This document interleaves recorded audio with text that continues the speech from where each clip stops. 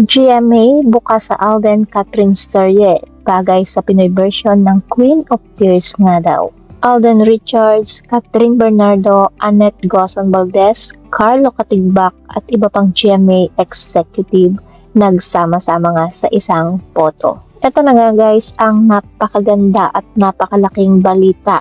Malaki nga daw ang posibilidad na magkaroon uli ng bonggang collaboration ng ABS-CBN at GMA7 para sa box office king and queen na sina Kat and Alden. Mismong ang Senior Vice President ng GMA7 na si Attorney Annette Gozon Valdez ang nagsabing very open sila sa next project nila with ABS-CBN para sa Kat din.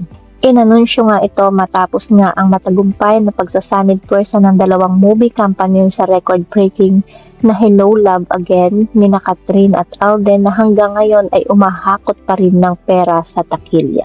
Kasunod nga niyan, maraming fans ang nagre-request na sana'y bigyan na rin ng teleserye ang Kat din very soon habang mainit pa ang claymore ng publiko. Lahat nga daw pwedeng pag-usapan. We're very open to ABS-CBN. Maganda naman yung collab namin, say nga nitong si Attorney Annette sa interview ng ilang members ng media. In fact, say pa nga ng GMA executive talagang isa siya sa mga nagpupush for another Catherine Alden collaboration. Ngunit aniya, hindi ko alam kung series dahil mas mahirap ang series, mas madali kung movie, so let's see. Pagpapatuloy nga ni Attorney Annette, I'm grateful to Star Cinepa and ABS-CBN.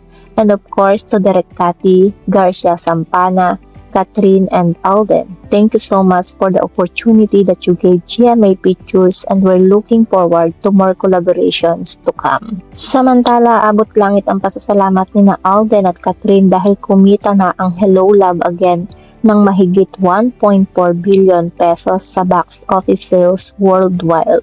Kaya naman nabawi na nila kina Marian Rivera at Dingdong Dantes ang nang rewind ang titulong highest grossing Filipino film of all time.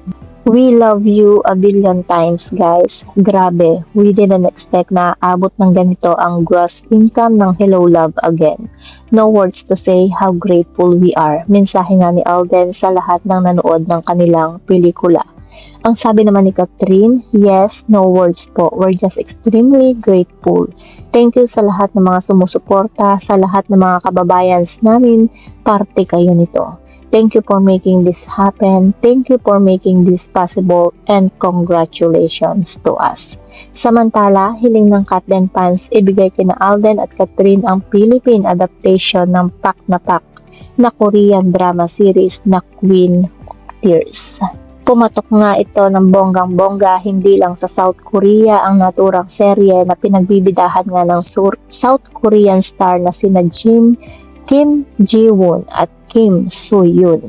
Anyway guys, bago pa man ipalabas ang Hello Love Again sa mga sinihan, nag-uumapaw na ang mga hiling ng mga fans at taga-suporta ng tambalan ni Kat at Alden para sa isang bagong proyekto. Sa pagkakataong ito, sa telebisyon naman daw. And now another Kat din project is in the making.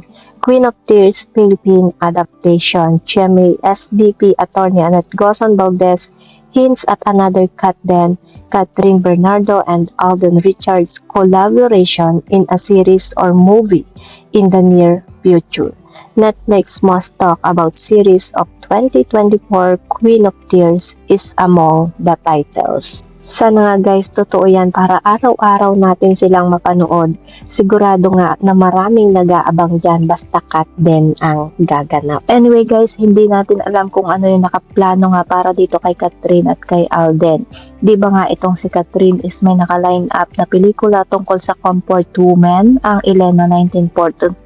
Matutuloy kaya yon? Si Alden naman ay may pelikulang idinirect at hiniling niya sa ABS-CBN na makipag-partner sa kanya. Sabi nga daw ni Ma'am Annette, hindi sila makahindi kay Alden kaya tignan natin kung ano naman ang ipapakita ng Kapuso Star bilang isang direktor. But anyway guys, ang magandang balita nga dito is pinapollow up na nga yung project ng Kat din.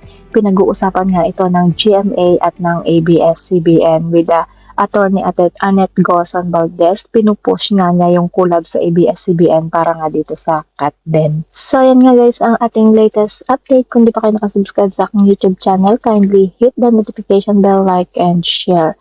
Maraming salamat. Ingat po ang lahat and God bless.